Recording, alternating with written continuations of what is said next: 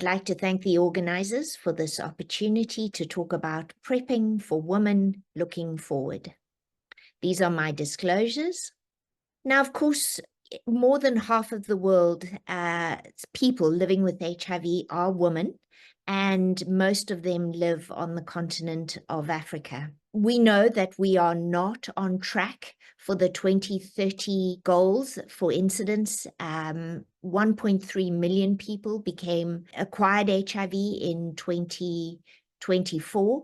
And of course, there is a lot of work to be done to reach the goals that we are hoping for 2030.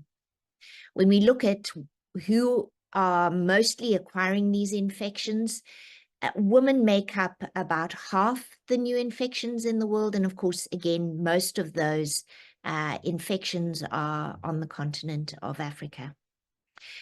And because of this, because of really intractable incidence rates that have been very hard to turn, a few of us wrote a somewhat controversial, somber paper that, can we in fact think about epidemic control by 2030 as was hoped?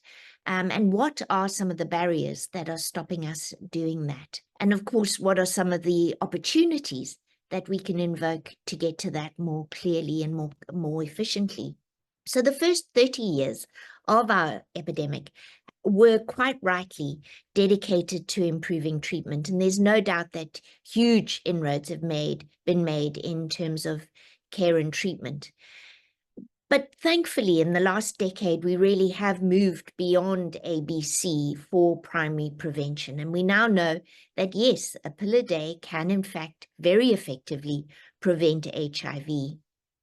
So this is the first generation of pre-exposure prophylaxis, the daily oral FTDF pill. And of course, studies have shown that when used consistently, this works highly effectively. We've also come to understand through science that there is some forgiveness, particularly when exposure is via the anal mucosa, that maybe we don't require all 7 days of pill taking in order to have efficacy. And although we thought that only applied to anal mucosa, this study, looking at a number of cohorts around the world, has confirmed that even amongst women who may be having vaginal exposure, there is some forgiveness. And as long as many as 4 pills a week are taken, we get very good efficacy indeed with oral PrEP. So there is no doubt that we need to get oral PrEP out to scale in order to have an impact on the epidemic. And these were some of the targets that were set. We did not meet those targets in 2020, and indeed we missed them in 2025. And I will go on to explain, what needs to be done in this space. We know that oral PrEP has rolled out to many parts of the world. Here in Africa, where we really do need to see scale, a few countries have incredibly stepped up, particularly Kenya, South Africa, who were early adopters, and then Zambia, Uganda, and Nigeria. Very important to note that almost 100% of the initiations in these countries have been thanks to PEPFAR. But we do know also that oral PrEP has had some real challenges. There have been challenges for uptake, for persistence, and of course, if PrEP is not used effectively, in other words, if the PrEP agent is not in the system and on board at the time of sexual exposure, then of course PrEP cannot work. And this has been what has undermined its impact to date. When we look at a close analogy, that of contraception, women preventing HIV, preventing pregnancy through contraception, we can learn some valuable lessons. The first is that not one method of contraception suits everybody, and that even during a life course, somebody may go in and out of different forms of contraception, including long-acting reversible contraception. And when we offer choice of different methodologies, we have better reproductive outcomes, even amongst younger users.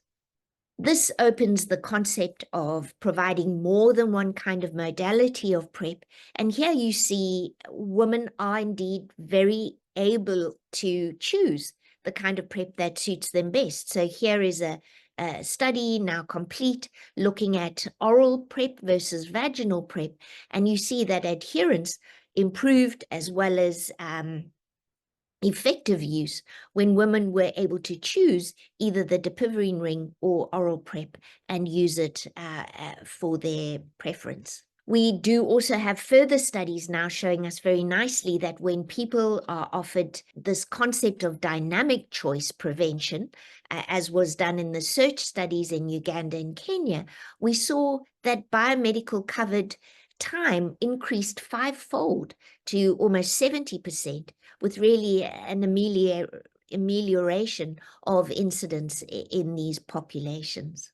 So future PrEP is something we should think about having a three-dimensional component. There is PrEP choice around the actual product, there's PrEP choice around the mode of delivery, and of course there are individuals who vary markedly and therefore may prefer different options, and even during their life course may prefer different options. So let's first look at the PrEP products, and I've already spoken about the first generation of FTDF. We now know also that we can offer this on demand, particularly for male populations, and this has now been shown amongst MSM to be as effective, and that people choose more or less half-half when offered the choice of the now well-known 2-1-1 regimen of event-driven PrEP or daily PrEP. Can this be extrapolated to people who are exposed via the vaginal mucosa? And there has been some concern in terms of PK, and some modeling is moving us, I think, in the right direction of saying maybe we will have to move from the 2-1-1 to a 2-2-2 dosing kind of strategy. The UK colleagues are even further ahead of us in that they are, in their guidelines, recommending for women 2 pills pre and 1 pill for 7 days afterwards, after possible exposure, and doubling up for a quick start. We do know when oral FTDF was first launched, there were people who thought the pill was too big. There were others who worried about potential side effects, and so roll on the next generation, which is a Descovy or FTAF, and we know that studies amongst men and transgender women have shown that the FTAF is as effective as FTDF for PrEP. We have not had an indication in women. Purpose 1 did include an FTAF arm. We know that in those women who took FTAF, we saw efficacy in a matched case-controlled study, but in the trial itself, we did not see efficacy of FTAF simply because, again, adherence was less than ideal in that particular study, and I'll come back to that. But of course, FTAF is attractive because of better PK and fewer side effects. What's coming in the pill department? Well, multi-purpose technology is very much something women would love to see, and the dual prevention pill will be the first.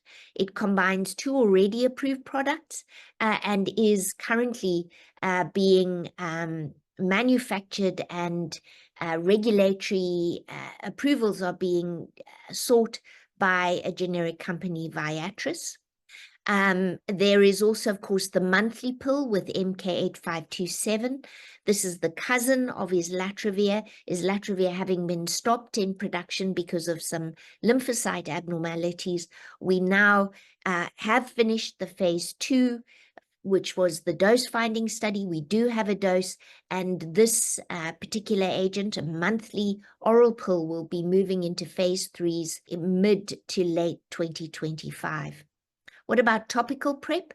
Well, the good old friend, the dapivirine ring, a monthly ring, shown to be effective in 2 studies way back in 2016.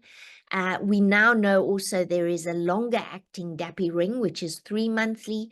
This has been shown to be not only non-inferior, but also superior to the monthly ring in terms of PK.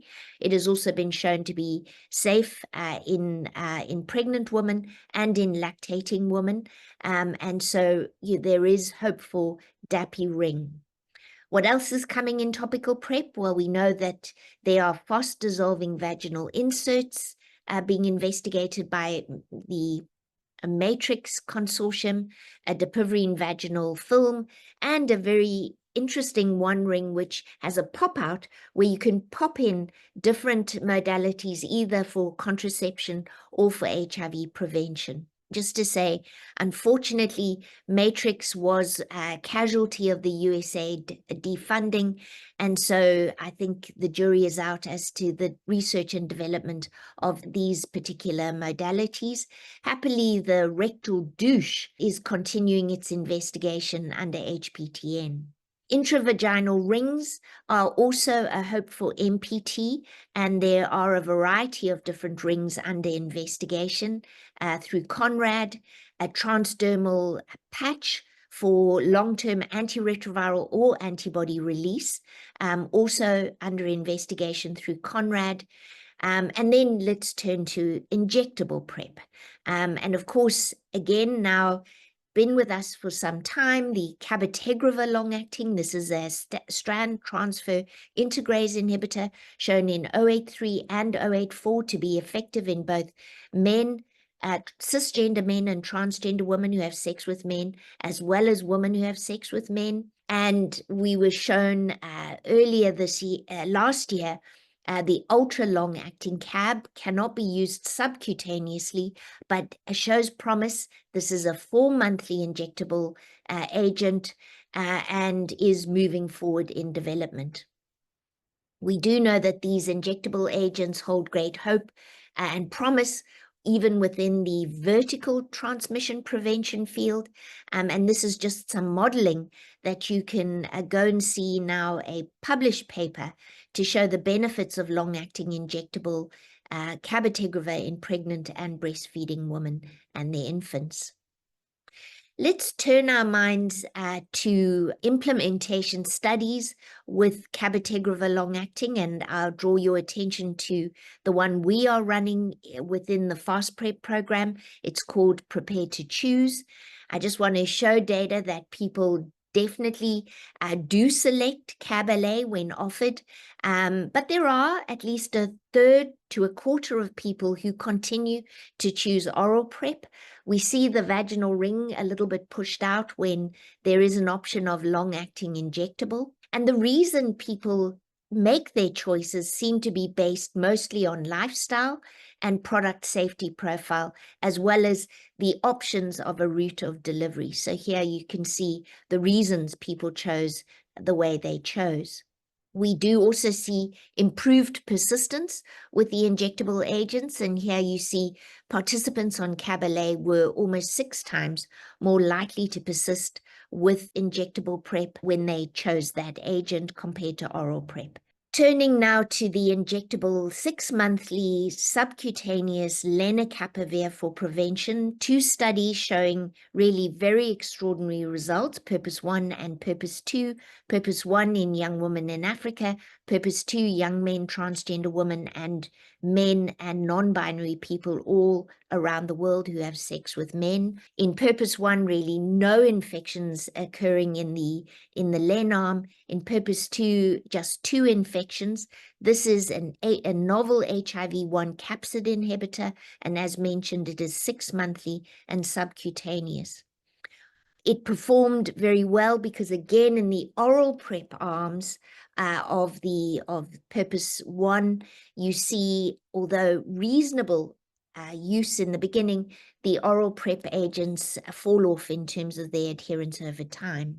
Again, persistence with the twice-yearly len far superior to the oral PrEP in Purpose 1. And when we look, and I mentioned this around the FTAF, in those people who are able to use oral PrEP consistently, we do see very good efficacy. So we will have to wait and see what regulators do with the matched case control analysis in Purpose 1. Of course, when an injection is used, then we do know that injection site reactions may happen. And here you see injection site reactions, definitely in terms of nodules, pain, and swelling being a consideration at baseline, but these injection site reactions reduce over time. And as you can see, in many injections in Purpose 1, only 4 led to discontinuation across the board. Excitingly, we have just heard now at CROI that there is an annual lenacapavir injection that would be administered intramuscularly in 2 injections. And here the PK and the safety looking favorable. And so we imagine that this annual injection will be moving forward. What else is coming? Again, Conrad has been looking at a long-acting injectable hydrogel depot, which allows again, controlled release of at least 2 antiretrovirals or MPTs over time. This is in preclinical development, as well as ARV pellet type implants that are resorbable are also in preclinical investigation. What about infusible PrEP? This is, of course, with broadly neutralizing antibodies as monoclonal antibodies. We know that this can be effective as long as the virus is matching the antibody. We do see protection, and that was shown in the AMP studies. This is moving forward, and we have found ways to extend the half-life of these broadly neutralizing antibodies when infused.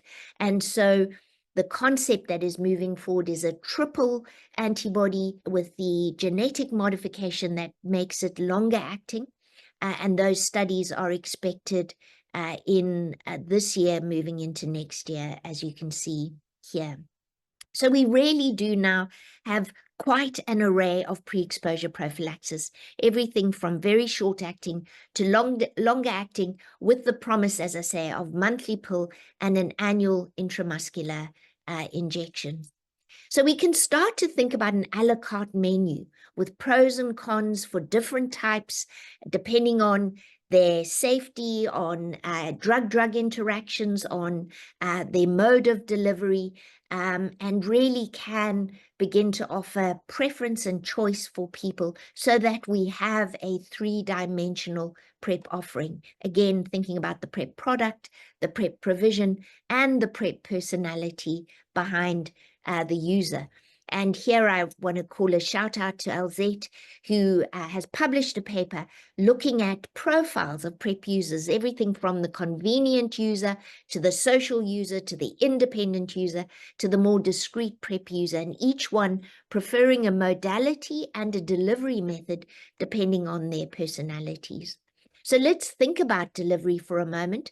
We do know that this has been very important for treatment, and WHO encourages us to think about this for prevention as well.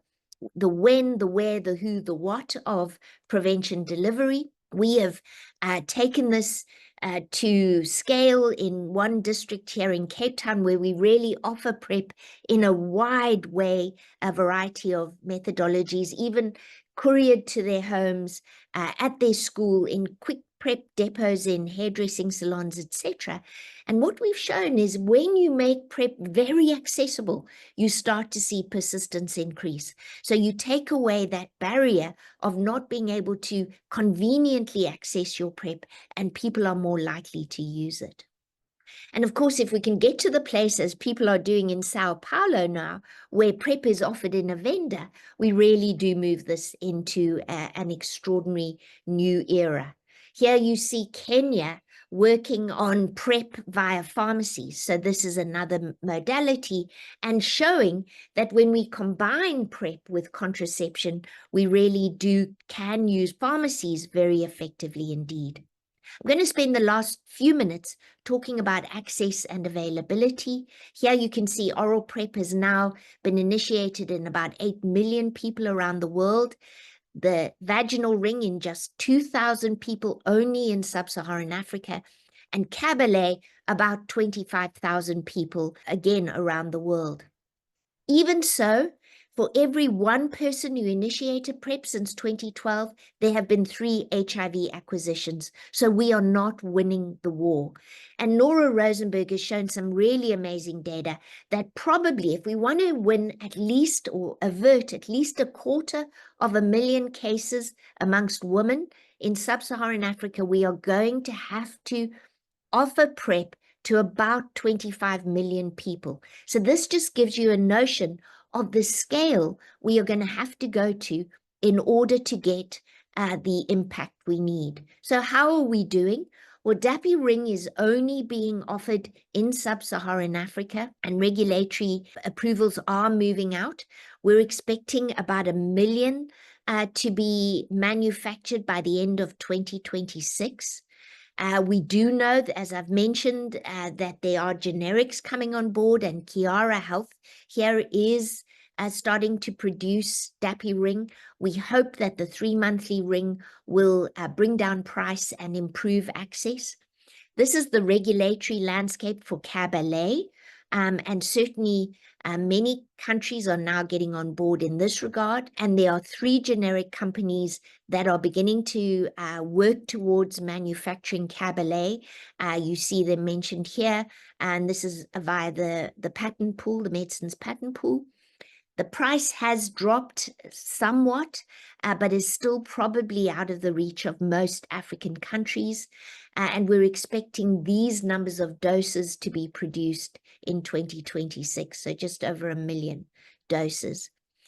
This is how the timeline looks for generic CAB, and we really are looking at only 2027 as the earliest timeline for generic CAB. There is real-world research happening amongst implementation pilots in Africa and in South America and other parts of the world, but this really is not enough in terms of what needs to happen. Where are we with lenacapavir? Well, of course, besides Purpose 1 and 2, there is also Purpose 3, 4, and 5 that are ongoing, smaller studies in special populations. There are 6 generic companies that have been offered licenses by Gilead, and definitely our timelines are improving in terms of access for Len. Gilead has promised 10 million doses to bridge the time between now and when generic companies will be coming online somewhere in 2027, 28. And the breaking news is that we expect FDA to review this on the 19th of June, with the EU following shortly behind. When we look at costing, this is work done by Gesina and just recently shown at CROI. Lenacapavir is thought to be more cost effective than injectable CAB because of the 6-month time frame, and it is thought that we could tolerate a slightly higher threshold price for Len because of this. Of course, we do need to keep working on driving that price down in order to make it affordable. The 10 million doses were going to be purchased by PEPFAR and Global Fund. Of course, the PEPFAR news of late has not only impacted that possibility, but also the implementation science projects that are undergoing at the moment. And other modeling studies are beginning to show what the impact will be in terms of deaths and incidence, as well as transmission to babies, if we have an impact on treatment care and primary prevention. So I again encourage you to go and look at some of these modeling studies to understand what the impact of PEPFAR is going to have. And I'll end by saying that really at a time when we are grappling with what we should be doing as these important programs are falling by the wayside, I would just say this is the most important time for us to say primary prevention has never been more important or more urgent, and we have to find ways to make sure we don't lose ground in terms of primary prevention. Remembering that there is a great future for PrEP, but it will depend on affordability, availability, demand creation, and access. Primary prevention that is taken to scale comprehensively, respectfully, and equitably is the key to epidemic control, is most effective when it suits the user and comes with the option for choosing. We will only see impact when the prevention is scaled boldly. Scaling depends on access that is unrestricted and inclusive, and R&D should continue because choice matters. And of course, these biomedicals that are long-acting are harder to make, but we need to be sure that we continue to innovate around costing, funding, and incentivizing to ensure that R&D continues and that these products get to everyone who needs them. And I'll end there. Thank you.